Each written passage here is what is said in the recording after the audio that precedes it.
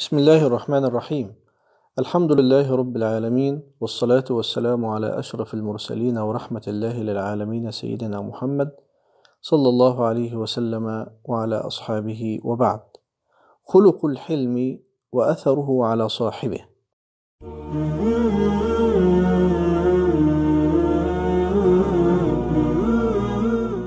أيها المستمع الكريم، الحلم خلق عظيم من أخلاق الإسلام، ومعناه ضبط النفس عند الغضب وكفها عن مقابلة الإساءة بالإساءة، مع تحكيم المسلم دينه وعقله عند إيذاء الآخرين له. ولا يكون حلما إلا مع قدرة صاحبه على رد الإيذاء بمثله.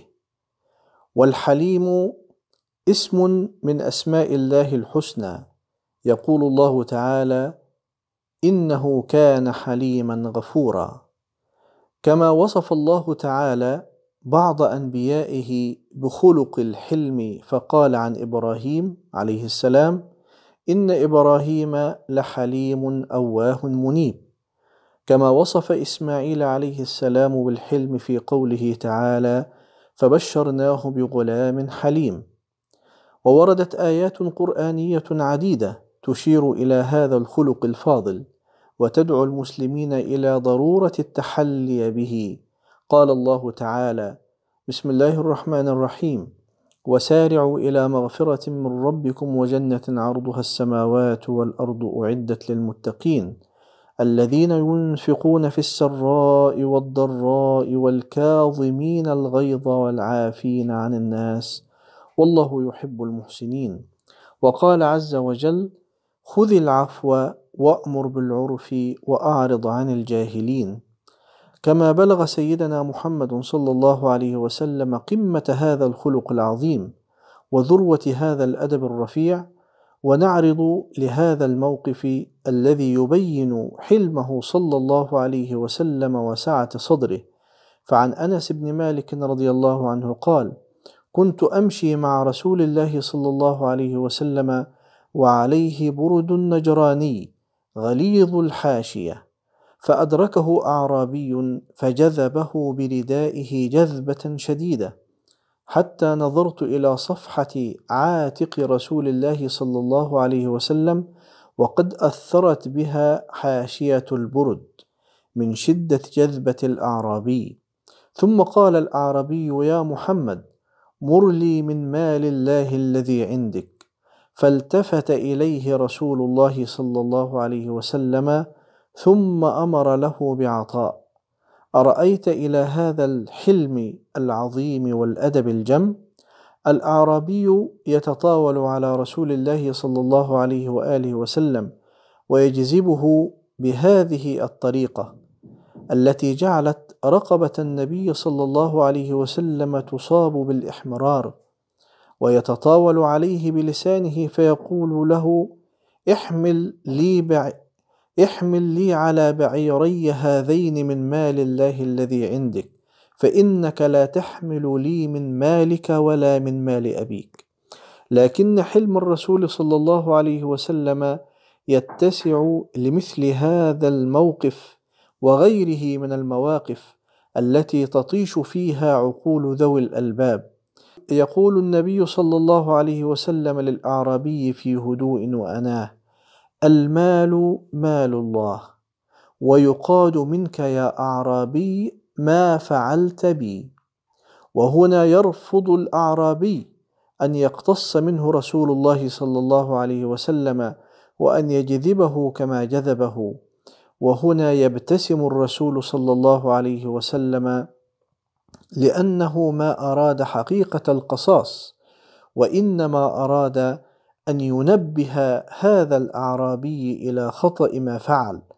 ولا يكتفي النبي صلى الله عليه وسلم بعفوه وحلمه عن هذا الأعرابي، إنما يمنحه ما طلب، فيأمر أحد الصحابة أن يحمل له على بعيريه، على بعير شعيرا وعلى الآخر تمرا. كما دعا النبي صلى الله عليه وآله وسلم إلى التحلي بخلق الحلم، هذا الخلق الفاضل في العديد من الأحاديث النبوية الشريفة.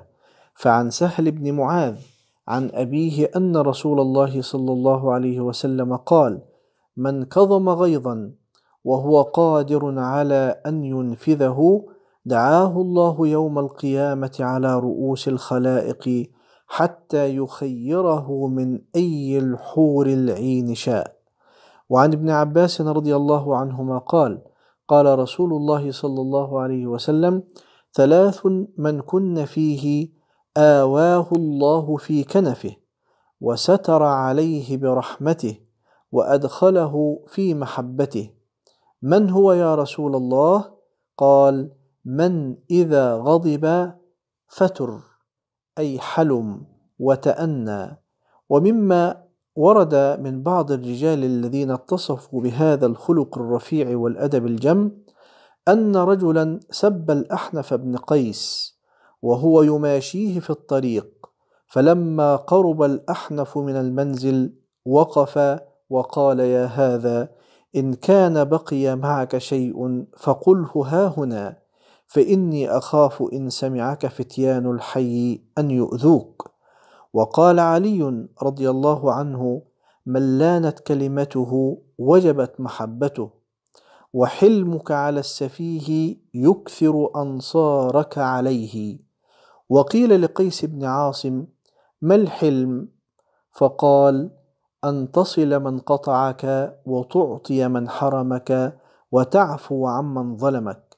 وقال الحسن رضي الله عنه: المؤمن حليم لا يجهل وإن جهل الناس عليه.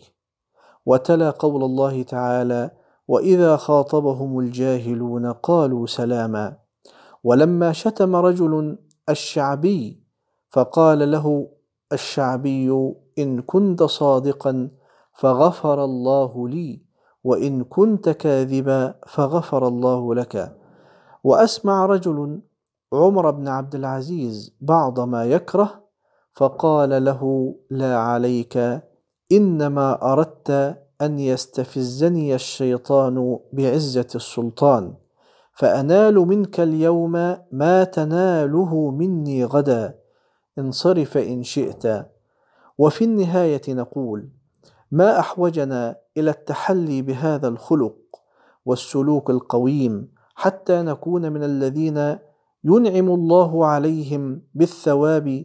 فقد روي عن النبي صلى الله عليه وسلم أنه قال: إذا جمع الله الخلائق نادى مناد: أين أهل الفضل؟ قال: فيقوم ناس وهم يسير، أي قلة، فينطلقون سراعا إلى الجنة، فتتلقاهم الملائكة فيقولون: ما فضلكم؟ فيقولون: كنا إذا ظلمنا صبرنا، وإذا أسيء إلينا حلمنا. فيقال لهم: ادخلوا الجنة، فنعم أجر العاملين.